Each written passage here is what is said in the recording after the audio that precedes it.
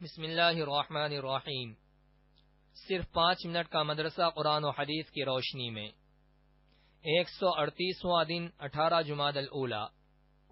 Number 1، اسلامی تاریخ۔ شراب کی حرمت۔ اللہ تعالی نے مسلمانوں کو اسلامی ماحول میں زندگی گزارنے اور احکام الہی پر عمل کرنے کے لیے مدینہ کا سازگار ماحول عطا کیا تاکہ زمانہ جاہلیت کی تمام رسموں اور بری عادتوں کو ختم کر کے اسلامی معاشرے کا عملی نمونہ دنیا کے سامنے آ جائے۔ ان کی سب سے بری عادت شراب نوشی تھی، اس کی محبت اربوں کی گھٹی میں پڑی ہوئی تھی۔ چنانچہ شراب اور جوئے کے بارے میں پہلا حکم سن 3 ہجری میں نازل ہوا کہ اس میں بھلائی کے مقابلے میں برائی اور گناہ زیادہ ہے، حتیٰ کہ عقل و ہوش تک کو ختم کر دیتی ہے۔ چنانچہ بعض لوگوں نے اسے چھوڑ دیا۔ پھر دوسرا حکم نازل ہوا کہ شراب اور نشے کی حالت میں نماز کے قریب مت جاؤ۔ چنانچہ صحابہ کرام نے اس کو ترک کر دیا کہ جب نشے کی حالت میں نماز نہیں پڑھ سکتے تو اس سے بچنا چاہیے۔ پھر شراب کے متعلق سورہ مائدہ کی 3 آیت نازل ہوئی، اس میں قطعی طور پر شراب کو حرام قرار دے دیا گیا۔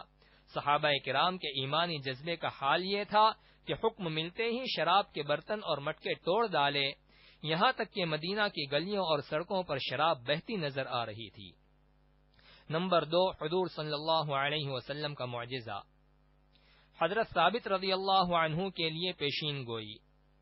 آپ صلی اللہ علیہ وسلم نے حضرت ثابت بن قیس رضی اللہ عنہ سے فرمایا تھا، کیا تم اس پر راضی نہیں کہ ایک اچھی زندگی بسر کرو اور شہید کی موت مرو اور پھر جنت میں داخل ہو جاؤ؟ تو حضرت ثابت رضی اللہ عنہ نے فرمایا، یا رسول اللہ، ہاں، کیوں نہیں؟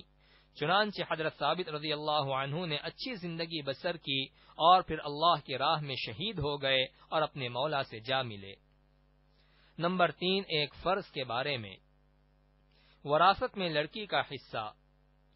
قرآن میں اللہ تعالی فرماتا ہے، اللہ تعالیٰ تم کو تمہاری اولاد کے حق میں حکم دیتا ہے کہ ایک لڑکے کا حصہ 2 لڑکیوں کے برابر ہے۔ فائدہ: والدین کی وراثت میں لڑکے کے 2 حصے اور لڑکی کا 1 حصہ ہوتا ہے جس کا ادا کرنا فرض ہے۔ نمبر 4، ایک سنت کے بارے میں۔ فساد کرنے والوں پر غلبہ پانے کی دعا۔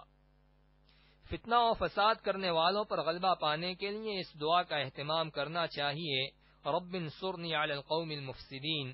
ترجمہ: اے میرے پروردگار، مجھے فساد کرنے والی قوم پر غلبہ عطا فرما۔ نمبر 5، ایک اہم عمل کی فضیلت۔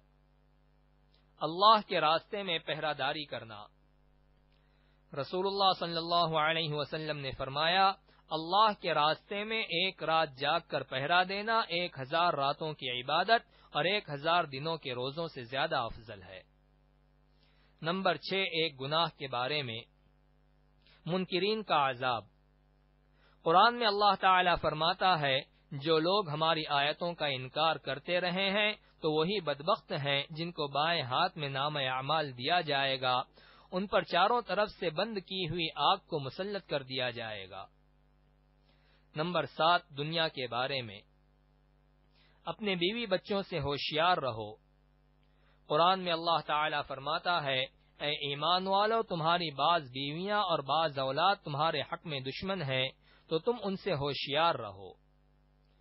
فائدہ: بیوی بچے بعض مرتبہ دنیاوی نفع کے لیے خلاف شریعت کاموں کا حکم دیتے ہیں، انہی لوگوں کو اللہ تعالی نے دین کا دشمن بتایا ہے اور ان کے حکم کو پورا نہ کرنے کی ہدایت دی ہے۔ نمبر 8، آخرت کے بارے میں۔ جہنم کی آگ کی سختی۔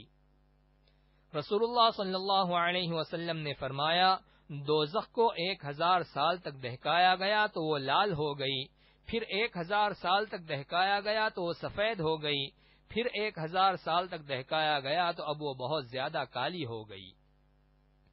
نمبر 9، طب نبوی سے علاج۔ طبیعت کے موافق غذا سے علاج۔ رسول اللہ صلی اللہ علیہ وسلم نے فرمایا، جب مریض کوئی چیز کھانا چاہے تو اسے کھلاؤ۔ فائدہ: جو غذا چاہت اور طبیعت کے تقاضے سے کھائی جاتی ہے وہ بدن میں جلد اثر کرتی ہے، لہذا مریض کسی چیز کے کھانے کا تقاضا کرے تو اسے کھلانا چاہیے۔ ہاں اگر غذا ایسی ہے کہ جس سے مرض بڑھنے کا قوی امکان ہے تو ضرور پرہیز کرنا چاہیے۔ نمبر 10، نبی صلی اللہ علیہ وسلم کی نصیحت۔ رسول اللہ صلی اللہ علیہ وسلم نے فرمایا، جو آدمی اللہ اور یوم آخرت پر ایمان رکھتا ہو اسے اپنے مہمان کا اکرام کرنا چاہیے۔ ایک دن و رات کی خدمت اس کا جائز حق ہے اور اس کی دعوت و مہمان نوازی 3 دن ہے۔ اس کے بعد کی میزبانی اس کے لیے صدقہ ہے، اور مہمان کے لیے زیادہ دن ٹھہر کر میزبان کو تنگی میں مبتلا کرنا جائز نہیں ہے۔